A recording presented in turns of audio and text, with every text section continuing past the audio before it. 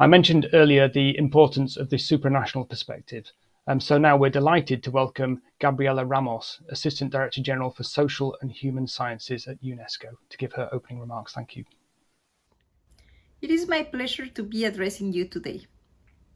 We find ourselves at the crossroads, at a moment where we must ensure that the boundless potential of artificial intelligence is developed and shaped in a direction that benefits us all.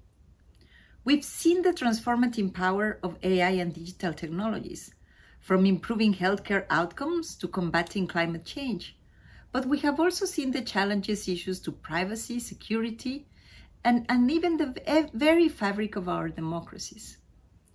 The focus of late discussions is about safety, but it is important not to forget that the traditional concerns of AI in terms of the reproduction of biases and discrimination in the real world continue to be present, and we need to tackle them. This is not a minor consideration. The latest Stanford AI report confirms the landscape that we have already documented many times: the concentration of AI infrastructures, assets, and skills in few countries and few firms. Over 80% of all global investment is concentrated in only 3 countries, while many other countries around the world are not even represented in these developments, and half of the world is not connected to a stable internet. And there is nothing wrong to have these front runners that are so innovative, but we are sure that if we want to have an inclusive world, we need to distribute more equitable AI benefits. Because the concentration at the top can lead to inequalities at the bottom, leaving many countries and small to medium-sized enterprises completely out of the game. And changing this picture requires determination and policy action, not only to regulate the technologies, but to define the policy tools that can ensure inclusive outcomes. For example, take the Biden Inflation Reduction Act, which has policy tools including tax breaks, economic incentives, R&D subsidies, investment, which are aligning economic growth with climate objectives. And this is a great example of a smart regulation that we can also be inspired from to advance AI in an equal manner. Overall, we can also see a clear convergence around the need for the ethical governance of artificial intelligence, including the need for governments to implement rules and regulations rather than relying on the markets or the companies to govern themselves. And our focus is not merely to try to regulate or not, but understanding how to do it in a balanced manner. What are the policies that will allow us to foster inclusiveness, to foster sustainability, to advance gender equality? Is not as straightforward, but we need to understand better. And at UNESCO, this is the focus of our work, with the recommendation on the ethics of artificial intelligence and the 50 countries that are working with us through the readiness assessment methodologies to look exactly where they are, to ensure also that these technologies are harnessed for the benefit of humanity. And we are already seeing positive outcomes from countries that are finishing the readiness assessment, like Chile, Senegal, Morocco, and countries that are really focusing on how to advance a more solid framework to steer the direction of these technologies. And now we are reviewing the national AI strategies close to our recommendations. An example is Chile, that identified the weaknesses in their privacy laws and took steps to strengthen them. And we were very proud that the minister in charge of this agenda there also linked the recommendations that came out from the RAM to the national AI strategy and to the legislative action in their country. I also invite you to join UNESCO efforts, to use the ethical impact assessment, to visit the Observatory for the Ethical Governance of AI that we launched with ITU and the Alan Turing Institute, to join our Women for Ethical AI or the AI Experts Without Borders, and also to participate in our annual forum on the ethics of artificial intelligence. We all are learning, and there is so much at stake in the digital transformation. We need to get it right, and you can count on UNESCO for this purpose. Thank you so much, Assistant Director General Ramos, for your international perspective, and we're looking forward to hearing more about driving digital transformation fairly and responsibly later today. And now it's my great pleasure to welcome the first panel discussion of the day. The theme of this panel is innovation and regulation, getting the balance right. So a very important topic, and it's my pleasure to welcome the moderator of the panel, Mira Burri, Professor of International Economic and Internet Law at the University of Lucerne, to introduce the panelists. Thank you. Over to you, Mira. Thanks. Thank you so much, Ben. It's a great pleasure to start this panel. We have an incredible and very diverse lineup of experts as panelists. We have with us today, and we're very honored to have all the panelists. We have with us today first Professor Ahmet Yozgatlıgil. He's a deputy minister with the Ministry of Industry and Technology of the Republic of Turkey. Then we have Kilian with us, who is head of unit Artificial Intelligence Policy Development and Coordination with the CNECT of the European Commission. We also have with us Aakash Guglani, who is a senior policy manager with the Digital India Foundation. And then we also have Irakli Khodeli, who is head of ethics of AI representative of UNESCO. And of course, we have this incredible message, pre-recorded message by Gabriela Ramos, who is the Assistant Director General for Social and Human Sciences at UNESCO. So with this, I think we're gonna head on with the pre-recorded message, if I'm correct. That's it. Oh, that was it. Okay, all right, perfect. So we can just go into the substance then. We have a first round of questions that is really there to get a sense a little bit of the comparative experience that we have gathered across different countries as well as across different organizations in addressing artificial intelligence as a disruptive technology. And first, I would like to give the word to the Deputy Minister of the Republic of Turkey and Ministry of Industry and Technology to give us a sense of the perspective of Turkey and what is going on in this regard in the Republic of Turkey. Over to you. Thank you very much. Thank you very much, Mira. Esteemed speakers and participants, I greet everyone with my sincerest wishes. I'm so glad to be here among such distinguished speakers and participants from around the world. And thanks a lot for the chance to contribute to the important discussions we'll be having today.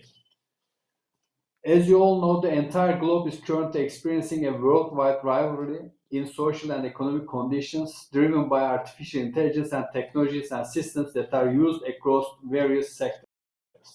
AI presents a significant opportunity for advancement, also carrying notable risks. Turkey is dedicated to AI safety efforts based on ethical principles, accountability, and international cooperation. We are actively engaged in research and development to improve the capabilities and safety of AI models with a multi-stakeholder approach. We are devoted to the development of policy and strategy documents that ensure the responsible and ethical use of AI technologies. Turkey is taking advantage on paradigm shifts in artificial intelligence technologies that will empower it to become a policy-making and production authority in the digitally driven new world order. Digital Turkey vision and Turkey's National Technology Initiative share a common goal of transforming Turkey into a leading digital economy by expanding digital infrastructure and promoting innovation in digital technologies.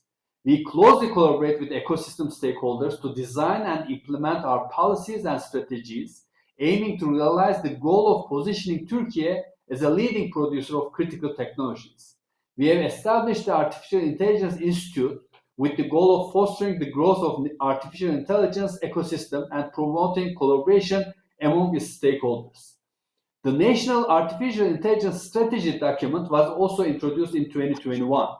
This document emphasizes the promotion of AI development while upholding human rights, democratic values, and fundamental freedoms. Our vision is to create a globally recognized and sustainable AI ecosystem that generates value for a prosperous Turkey. some of the measurements and objectives under the strategy stand out in terms of speed and added value of digital transformation they will provide. The first is to improve the access to quality data infrastructure. In this context, the Artificial Intelligence Data Governance Guide was prepared to examine the data governance regulations for AI studies at the international and national levels and to identify the needs. On the other hand, the measure on the establishment of a public data space stands out as one of the methods to increase efficiency and productivity and generate high value by developing data-driven policies, services, and products in public institutions. Another important development is the Public AI Ecosystem Project call, which will pioneer the creation of an ecosystem for developing AI projects in public institutions for the first time in Turkey. To promote the adoption of AI solutions in the most essential aspects of our lives, this call has covered many areas such as fintech, smart production systems, smart agriculture, food and livestock, and etc. Artificial intelligence was also opened with a focus, this call was opened with a focus on the needs of the private sector, and within this framework, support had been provided for 10 large collaboration platforms. Moreover, as you all know, data is valuable for both public and private sectors to improve productivity and data-driven innovation. Therefore, the strategy also includes a measure on the establishment of sectoral data cloud platforms, the establishment of AI as a service platform, and Turkey AI portal are among prominent measures of this initiative to ensure and sustain interoperability and to develop AI ecosystem. Ensuring the widespread use of AI depends on trust in these technologies, society and economic life, and the process is particularly challenging. Therefore, we plan to develop trustworthy AI stamp mechanism to certify that AI products and services comply with the relevant ethical and legal framework. This framework will enable risk mapping for AI products and will also serve as a basis for the audit mechanism of the trustworthy AI stamp to address the risks in the design, development, use, and evolution of AI and related technologies. On the other hand, we exert efforts to align with the EU Act on AI. In this respect, this act, as a regulatory frontrunner of EU, will have a global impact, particularly on its close economic and investment partners in Europe, such as Turkey. As the ministry, we are responsible for taking measures to enhance the competencies of individuals and businesses in AI and to harmonize with the EU technical legislation in the scope of customs union between Turkey and the European Union. Further to the national efforts, international cooperation not only promotes innovation and economic growth, but also ensures equitable access to the benefits of AI, preventing further widening in existing gaps. Turkey recognizes the significance of responsible and inclusive AI development and affirms its commitment to foster discussions on international development. Thank you very much. Thank you so much, Deputy Minister, for this insights into all the ongoing activities in the Republic of Turkey. I think this is going to link very nicely with the discussion later on the EU activities. But first, we would like to hear a little bit more on the perspective of India, and I give the word to Aakash and his perspective. Thank you, Mira, for this. Let me take a little bit of backseat, and because it's a global audience, let me explore what India has done in digital public infrastructure. So, just certain few facts. India has, let's say, more than 100 million households who are poor, who earn less than, let's say, $3,000 yearly, and we have a very young population. So, whatever AI or some sort of emerging technology which we want to employ, we have to keep these two facts in mind, that we have a very poor population and we also have very young population. So two metrics on this which we have to build our digital public infrastructure. And on this basis, India has done really well. We have let's say more than billion people on our digital identity platform. We have more than 600 million people who have unique bank accounts, and we have a kind of payment system which caters to, let's say, 360 million people. So we already have those foundational layers of, let's say, a digitally connected society where everyone has a digital identity, they have a bank account, and they have a mobile phone. So that three things, when they are covered, we can do multiple things by deploying AI. Now comes where we can deploy this AI on. So the most important aspect for us is how can we check the liveness of this fingerprint? For India, let's say because there are leakages, there are some teething issues in our governance for welfare transfers. So how can I ensure that the welfare transfer goes to the person which is intended to go to? So that for that purpose, we have AI deployment to check whether by biometric identification, can I check the liveness of the fingerprint? That's the actual application on which we're working on. Another component is how can I use ChatGPT? So I think Satya Nadella, the Microsoft CEO, used this great example that how Indian policymakers used ChatGPT and integrated with our own Bhashani platform, which is like a open source language translation platform, and it was used by a local farmer, a rural farmer, to understand what policies are meant for his or her welfare benefits. So that kind of, for us, AI deployment is for the bottom up. How can we deploy AI to ensure that benefits reach to these kind of rural households? Another interesting, let's say, because India is also a great service industry and economy, we are also building up, let's say, open source architectures, because we already have foundational layers in identity, banks, and payments. Can we use open source architecture of AI to provide greater credit formation, credit penetration?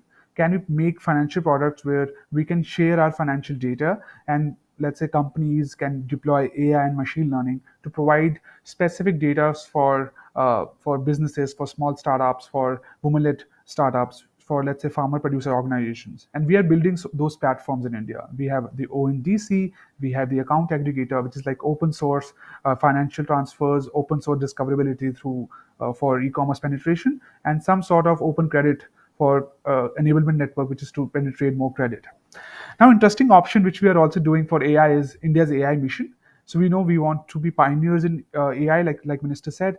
So we have this India's AI mission, which is like $2 billion mission to provide AI compute facilities, because we know the major component for generative AI is compute facilities. Can we provide cheaper, affordable facilities to our startups to innovate? And for that, we are providing 10,000 GPUs, some sort of let's say compute power by a Center for Developing Advanced Computing by India. And I think a very interesting component for all the audiences is we are also using AI to empower women self-help groups. What we call is drone DDs. These are like women entrepreneurs in rural towns. Can we provide them drones for agriculture purposes, so that they can be involved in emerging tech, but also understanding their social economic reality? So for India, the deployment of AI is majorly to ensure that 100 million households can be uplifted, can be empowered, and also because young population, can we use AI for startups? Can we provide greater business insights to build fintech, to provide greater services to the world using, let's say, generative AI? So that's a larger kind of impact which India is looking at. Thank you. Thank you so much, Aakash. This was very, very interesting. I think one thing that I can keep in mind is that country specifics really matter, and we should not forget this AI potential for really reducing inequalities within a country and across countries. And with this, I hand over now to the EU representative, Kilian to hear basically his perspective on AI deployment, as well as the regulation, a little bit of AI, because the EU is indeed the legal entrepreneur in this field. The AI Act was already mentioned by the Deputy Minister. So, Kilian, please, you have the word. Thanks a lot, Mira, and good morning to all the distinguished guests at this very important forum. The EU had always an approach based on two pillars vis-à-vis AI. One element is that we want to support the uptake and development of AI in the EU. And the other element is that we think we need certain guardrails for risky applications and risky uses of AI. And we think both go well together, because one does not really work without the other. So when you say it's true, we are the first in the world who will have a comprehensive regulation on AI, but this is not to prevent AI, but this is in order to create an internal market for safe and trustworthy AI. So I give you a few elements therefore. We think that this framework, the legal framework which we create, will hopefully boost innovation because it will create trust in this technology. So it will allow us, for instance, to create a market for AI. It will allow companies to rely on AI because where we put up our requirements or where we put up certain conditions is really for high risk applications. So AI, for instance, used in recruitment, AI used for biometric identification by police forces. This is not forbidden. This can and should be done, but it should be done with good AI which works properly and which does not really put distrust on the use of AI. We think that this will help innovation because this will allow as well small companies to compete with big companies who have perhaps a long reputation because they can show if they comply with the AI Act, they can offer something trustworthy, something which is worth using. So there will be kind of a label of trustworthy AI, which will put everybody on the same footing and everybody as a user, you will be able to rely on this and to buy and to use this AI. As a provider, you will be able to compete with whoever because you can show that you have satisfied all the quality requirements which it needs. In addition, of course, the regulation provides a number of innovation support measures like sandboxes and other things where we try to help in particular startups. The second pillar, the support to innovation, we have just adopted a whole innovation package on generative AI in January, is really built on the key pillars which you need for AI. So you need, in our view, you need data. And here we are working on creating data spaces. So we have a whole data strategy and we have a data governance act, and we now create data spaces, for instance, for health or industrial data.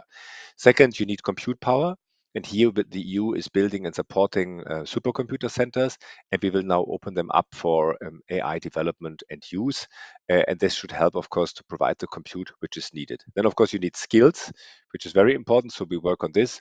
And last but not least, you need certainly capital, which is always a bit of the most difficult point because here we are perhaps not as strong as other parts in the world, but we are working on this.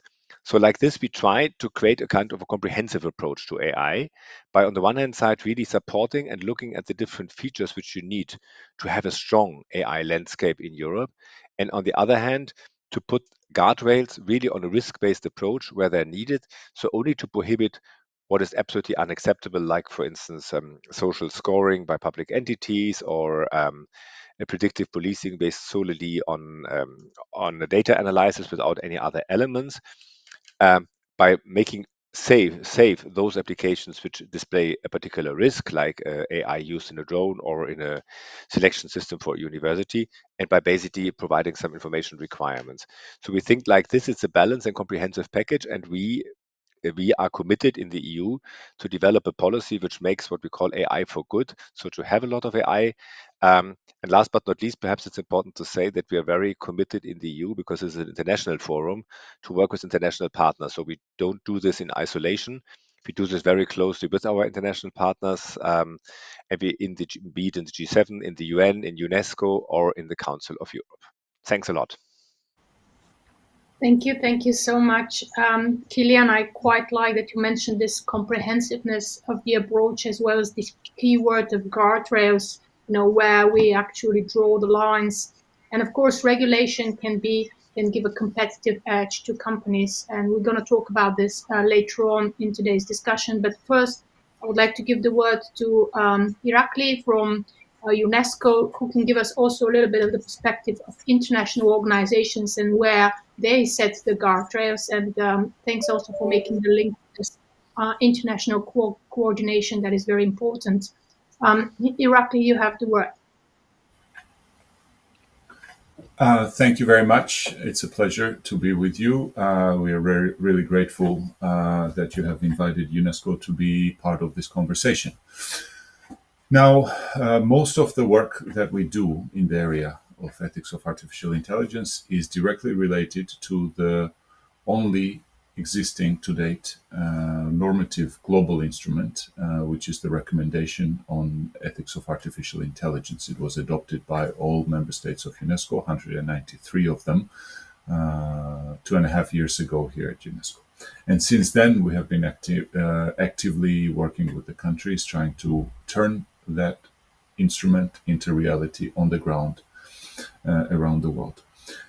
So that is our primary instrument, a normative instrument with which we are trying to influence the way governance, regulation specifically, and governance more generally is being shaped nationally and regionally along the ethical guidelines, ethical guardrails, if you will.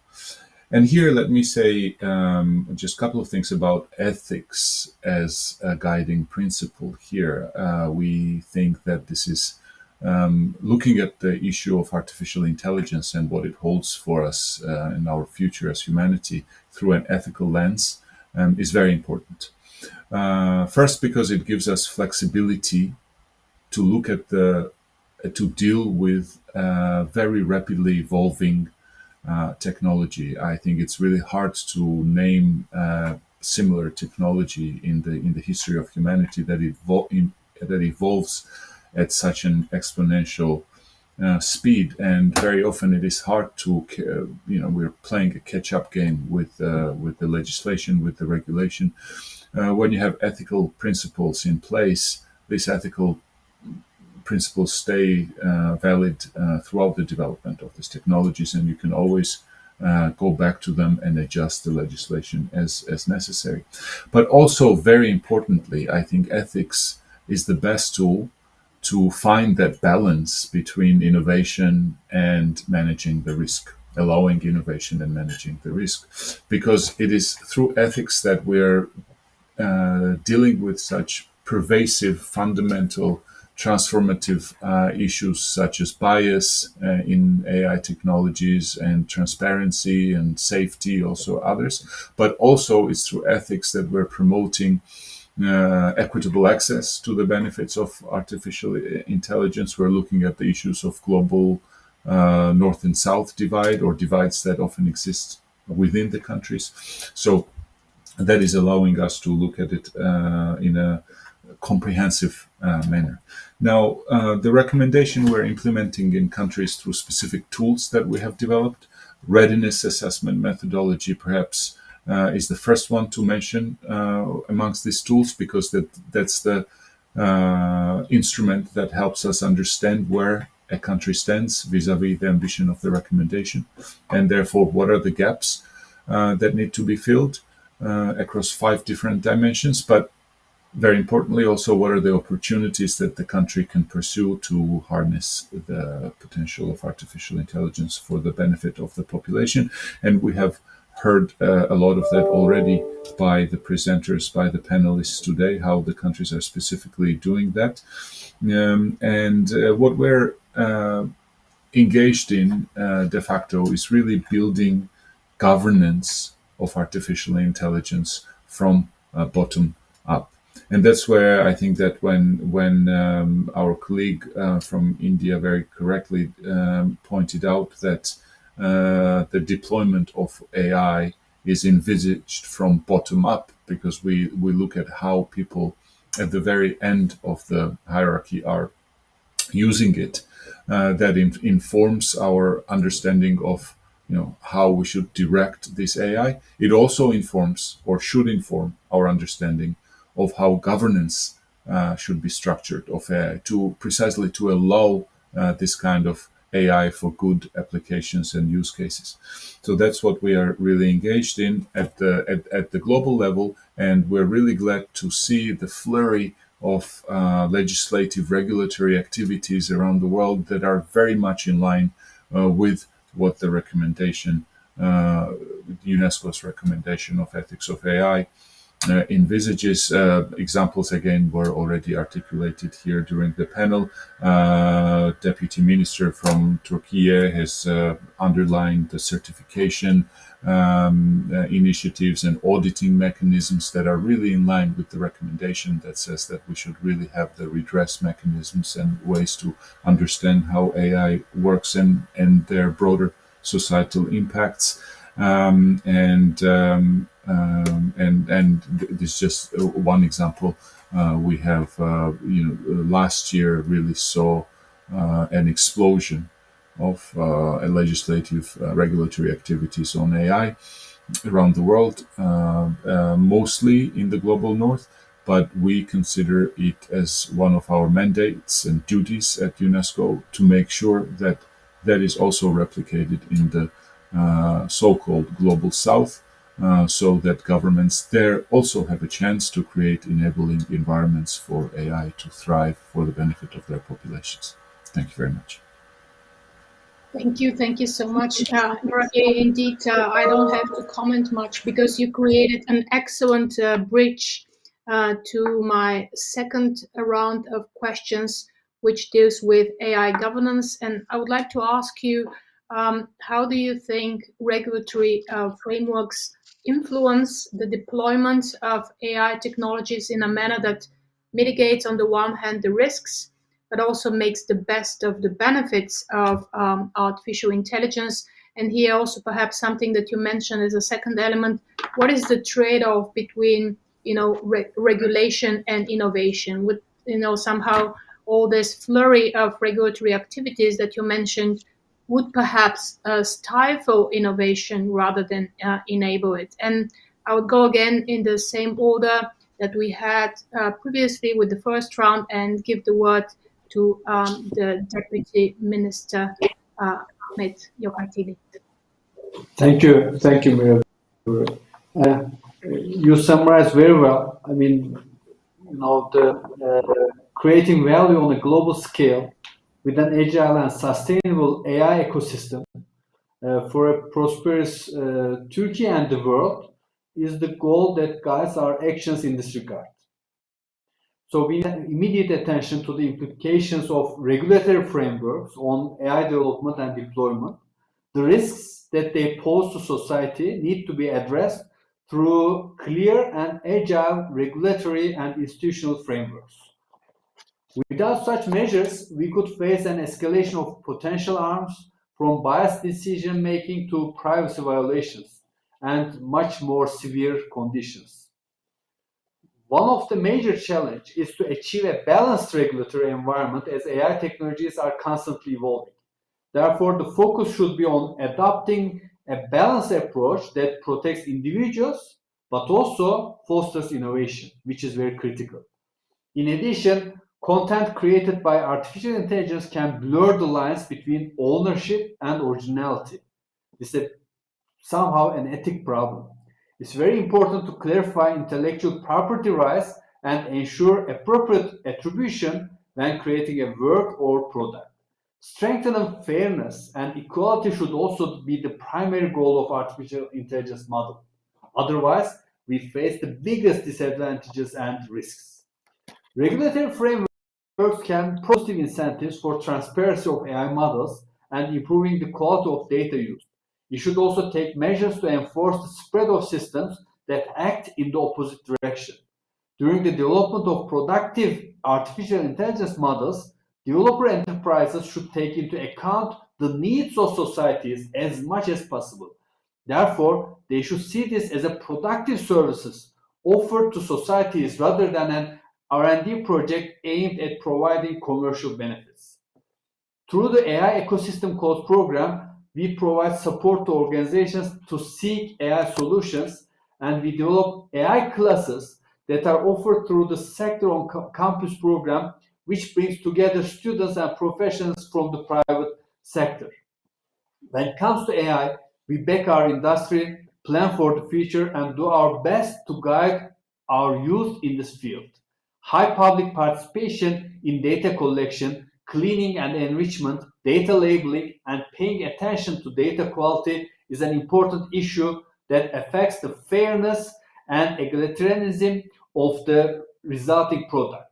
On the other hand, the number of institutions and research centers that conduct in-depth studies on reliable and responsible artificial intelligence, produce knowledge, and develop innovative solutions needs to be increased. We believe that international cooperation plays a crucial role in this matter, particularly when it comes to upholding universal principles such as ethical rules and auditing. It is vital that we come together to shape the future of AI, to ensure that its immense potential is harnessed for the benefit of all. We welcome the ongoing discussions within the GPI on the inclusiveness and equitable AI. These dialogues are leading us toward a future where AI innovations are easily accessible, beneficial, and unbiased for all. Adopted in 2021, UNESCO's recommendation on the ethics of AI serves as a benchmark for globally recognized ethical standards. We all should bear in mind that this recommendation calls for countries to promote equitable access to developments and knowledge in AI and the sharing of benefits, with particular attention to the needs and contributions of low and middle income countries. Thank you very much. Thank you so much, Deputy Minister. I give the word now to Aakash, and because we have about 13 minutes or so limited time, please just constrain your remarks to up to 3 minutes. Thank you. Aakash, the floor is yours. Shorting, Mira, and I think, as Minister said, I think India is in a unique position. We don't have, let's say, as an emerging state capacity, we don't have the state capacity like Europe, where we can have a regulatory architecture and we can enforce. Nor we have the private capital or, let's say, private big enterprises like in US. So India has to have their own sui generis path, and which we have followed. So let's say for the global audiences, let me just share the regulatory architecture for India, how we are looking at it, because we are the third largest startup ecosystem in the world. We have more than, let's say, 100,000 startups who are coming up. So we can't go for a more, let's say, hands-on regulatory component. We have to empower them, but we also have to keep the data privacy and individual people's data security in mind.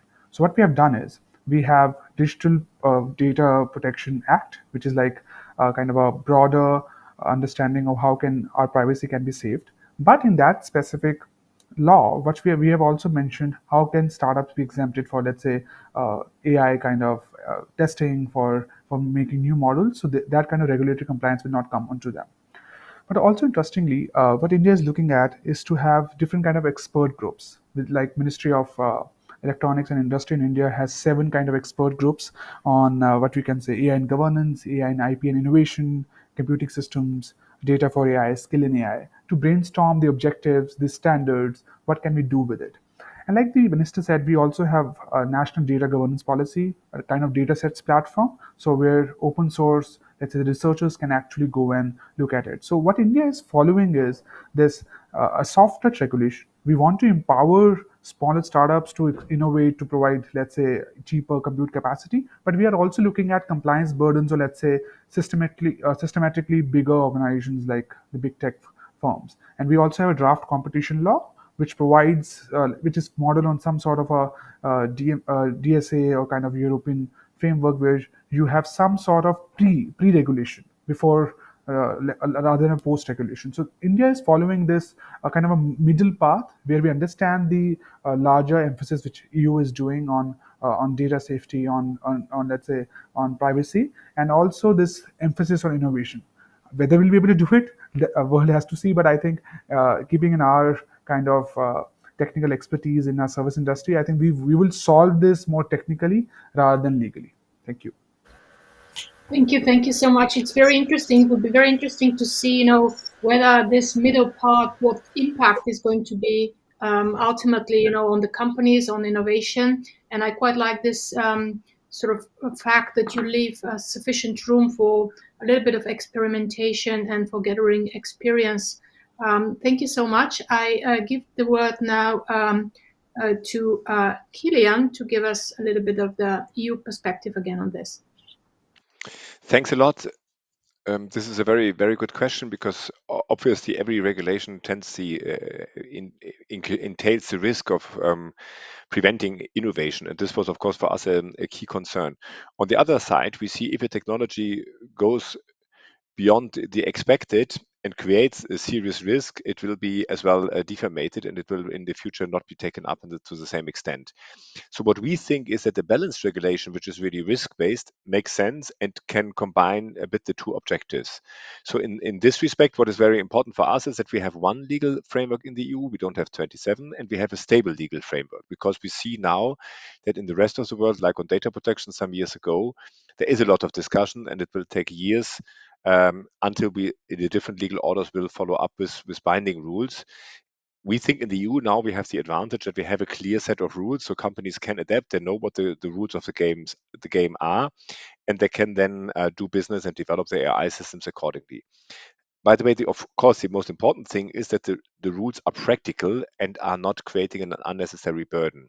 And this we do by treating AI mainly as a product, and by underpinning the requirements we put on AI, namely that it should not discriminate, that it should not lead to unacceptable risk, that it should be sufficiently accurate, robust, and cybersecure, these kind of things, will be underpinned with industry standards. And we think this is what companies are very well prepared in high risk areas, obviously, because this is not for the AI on your smartphone helping you to find the right music or the right photo you might like to see. But for applications which bear a certain level of risk, we are used to have standards so that these applications are compliant with these standards and that the consumer can trust and rely on these applications. And you do not just need to wait until there's a damage and then afterwards on the liability side, you clarify what may then be the rules the provider should have respected. At the same time, notwithstanding these elements, so legal clarity, is simple to apply rules.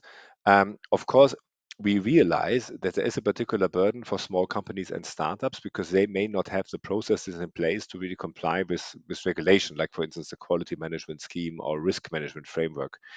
And for them, we therefore provide a number of specific support tools because we think here it's needed. We think for bigger companies, for instance, which build health devices, medical devices, they are used to quality management and these things, so they will adapt their processes and it will be very easy for them to switch. For smaller companies, it may be more of a challenge. And for them, we therefore provide these what we call sandboxes, where we give them a hand, where we provide innovation hubs, where we support them, testing facilities. So there we try to prepare a kind of a support infrastructure to take them to get on this journey in order to make sure that everybody reaches the objective, trustworthy AI, without preventing any innovation. So that's a bit the message I would like to give, that we think, we hope, of course, the future, as my colleague from India has just said, the future will prove whether we were right or wrong. But our expectation, our hope is that with the regulatory framework which we're about to adopt, we found this balance. Thank you, Kilian. That was incredibly valuable, and I do agree with you that setting standards is critical. And maybe just to add, this provides also a lot of legal certainty for businesses in the European Union, but also in others. And we might be seeing a little bit of a Brussels effect there unfolding as well, in the sense that a lot of companies are adopting the EU standards in a lot of countries as well. And with this, I would like to hand over to Irakli to give us the perspective of international organizations, but also UNESCO in particular, and maybe talk a little bit about whether we can somehow avoid regulatory fragmentation across different countries. You did mention this flurry of different initiatives and also the different speeds of adopting AI governance frameworks. Over to you. Yes, thank you very much for giving me the floor. One adjective that defines the landscape of AI regulation around the world, I believe, is diversity. Really, countries and regions are approaching it in very different ways. And again, I think that we've heard this during the panel discussion today, for instance, India's approach versus the EU's approach. I would like to say that even within the EU, and of course, congratulations with probably the best, most robust regulatory framework at the regional level out there, which does find a way to clearly define the rules and they're practical and they're balanced. The way the EU countries are approaching to compliance with these rules will also be different within EU, because we at UNESCO we're working with the competent authorities around the EU member states and understand that the way they're envisaging regulating AI in compliance with the AI Act will slightly differ from country to country. And that is certainly the case that if we go globally. I think that, for instance, the US is a good case where instead of having one single overarching AI regulation, there are many different bills emerging. Last year, we had introduction of bills on AI leadership training to make sure that the government officials were competent to deal with the issues, bills dealing with jobs of the future, also in relation to AI. We had biosecurity risk in relation to AI bill. Outbound Investment Transparency Act was introduced. There was a bill on impact of AI on elections, etc. So there's a rather different sets of regulations that are being elaborated in the country, and if we can really go into different countries and see that the approaches are really different. However, there are a common set of issues that are emerging that every country seems to really worry about, and we know that from the results of the readiness assessment exercises that we're conducting around the world. And as we advise governments on how to regulate, how to govern AI, these are the major trends that are emerging. So there are three. I would categorize this into three distinct categories. This is enhancing technical competency. That's what the countries really want. They want strengthening human competency, and of course improving governance competency. So under the technical competency, and that also kind of parallels what Kilian has been talking about in the context of the EU. This relates to things like compute power and existing connectivities in the country and infrastructure. So governments want to identify key areas where AI could be leveraged to achieve SDGs in implementing AI projects. This I'm talking about primarily in the countries in Africa, Latin America, Southeast Asia. They want testing, evaluating advanced AI systems and frontier models. They want to have the technical competency to develop technical guidance for regulators, etc. When it comes to human competence, they really want to make sure that those officials, public officials in the governments that are dealing with AI, or potentially could be dealing with issues of procurement of AI-driven technologies, for instance, really understand both the technical aspects of it, but also broader societal impacts that they may have. Yes, as I mentioned, the third one is the competence, governance competency, where we're deploying to help countries assist with that. To help countries deal with that, we deploy tools like the ethical impact assessment of AI technologies that we developed based on the recommendation. Thank you. Thank you so much. Irakli, I'm afraid with this, we are moving towards the end of our panel. I would like to warmly thank you for the incredibly rich discussion. I think in all sort of the contributions, we saw that there is a regulatory challenge that is linked to artificial intelligence, is this incredibly disruptive technology. And thank you so much for the different perspectives on how the countries, as well as UNESCO as an international organization, has been dealing with these challenges, trying to address them in the most appropriate way. I think we can easily convene this panel again next year to see where we are at 1 year ahead. What has been the impact of the different paths that you have taken, what has been the interplay between sort of this domestic regulation across different jurisdictions, as well as efforts at the regional and international level. So thank you so much for being part of the panel. And maybe we're going to meet again next year. Thank you so much. Thank you. Thank you. Thank you. And thank you so much, Mira, and thanks to all the panelists.